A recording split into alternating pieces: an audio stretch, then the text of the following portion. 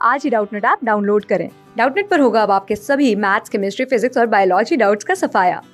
बस अपने क्वेश्चन की फोटो खींचो, उसे क्रॉप करो और तुरंत वीडियो सोल्यूशन पाओ। Download now. नमस्कार दोस्तों, चलिए प्रश्न देखते हैं। एक आदमी 3 कंपनियों ए, बी और सी के शेयर खरीदता है। ये कंपनियां क्रमशः 10%, 12% और 15% लाभांश देती हैं।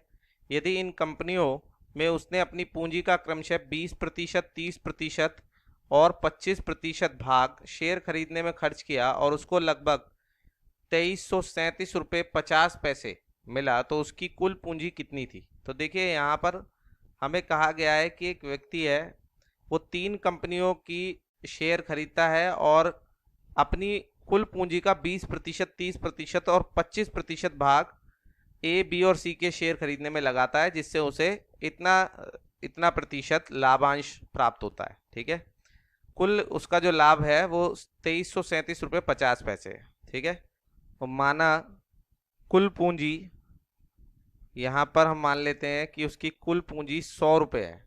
ठीक है, कुल पूंजी कितनी हमने मानी? 100 रुपये। और उसने इस 100 रुपये का किस किस तरीके से निवेश किया है? 3 कंपनियां हैं उसके पास, ए, बी और सी। इनमें निवेश कितना कितना है?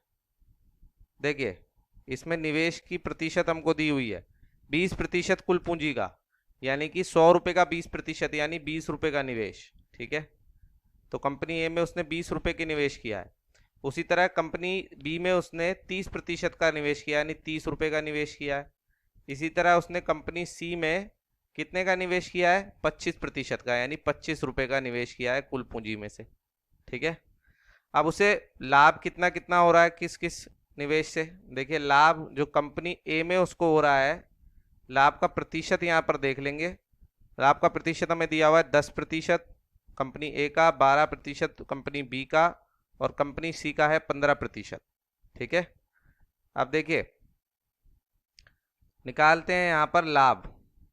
तो कंपनी ए से उसे कितना लाभ हुआ है? 10%। 10% का मतलब क्या होता है?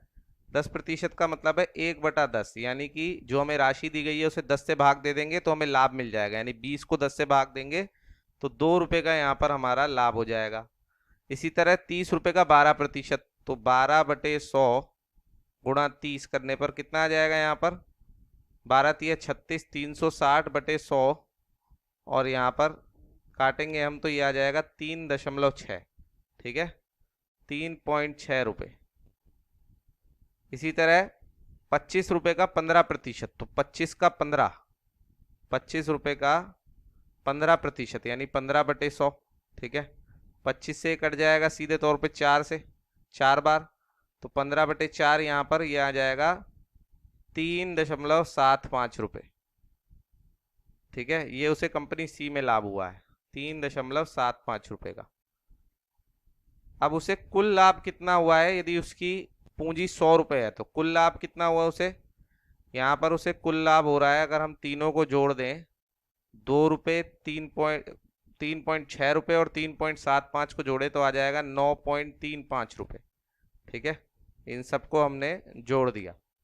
अब ये जो कुल लाभ है इसका मान हमें दिया गया है 2337 रुपये 50 पैसे। तो यहाँ पर 9.35 रुपये बराबर हैं किसके? 2337 रुपये 50 पैसे के। ठीक है, तो 100 रुपये कितने के बराबर होंगे? क्योंकि 100 रुपये हमने उसकी कुल पूंजी मानी थी और इसने हमसे कुल पूंजी ही पूछी है, तो 100 रुपये कितने के बराबर होंगे ये निकालने के लिए 9.35 से 2337.5 को भाग दे देंगे और 100 से उसकी गुणा कर देंगे। ठीक है, तो पहले तो ये 1 रुपये की वैल्यू आ जाएगी और फिर इसको गुणा कर देंगे 100 से। ठीक है, तो अब देखिए कितना आएगा यहाँ पर। अगर मैं इन दोनों राशियों को देखूं तो ये दोनों 5 से कट सकती हैं। 5 से काटने पर कितना मिलेगा मुझे यहाँ? देखिए, 5 से काटने पर ऊपर आ जाएगा 4, उसके बाद आएगा 6, फिर 7 और फिर 0.5, 467.5। इसी तरह नीचे अगर मैं 5 से काटूं यहाँ पर तो ये हो जाएगा मेरे पास 1.87। ठीक है, और गुणा 100, यहाँ पर ये पॉइंट हटा दूं तो यहाँ 2 जीरो लग जाएंगे 100 के आगे, और यहाँ से पॉइंट हटाऊँ तो नीचे 1 जीरो, 1 जीरो से 1 जीरो कट जाएगा। ठीक है, तो बचा क्या मेरे पास यहाँ पर 467 या 4675 बच गया। अब तो पॉइंट तो हमने काट ही दिया और इसको भाग देना है 187 से। 187 से इसको भाग देना है और गुणा करनी है 100 से। 187 से अगर इसे भाग देंगे तो इससे 25 बार कट जाएगा। तो बचा क्या मेरे पास 25 गुणा 100, 25 गुणा 100 यानी 2500 रुपये। तो कुल पूंजी हमारी होगी 2500 रुपये। यही हमारा उत्तर होगा।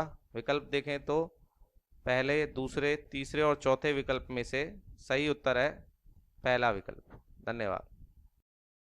क्लास 6 से 12 से लेके नीट, IIT, जेई मेंस और एडवांस के लेवल तक 10 मिलियन से ज़्यादा स्टूडेंट्स का भरोसा। आज ही डाउनलोड करें डाउटनेट ऐप या व्हाट्सएप कीजिए अपने डाउट्स 8400 400 400 पर।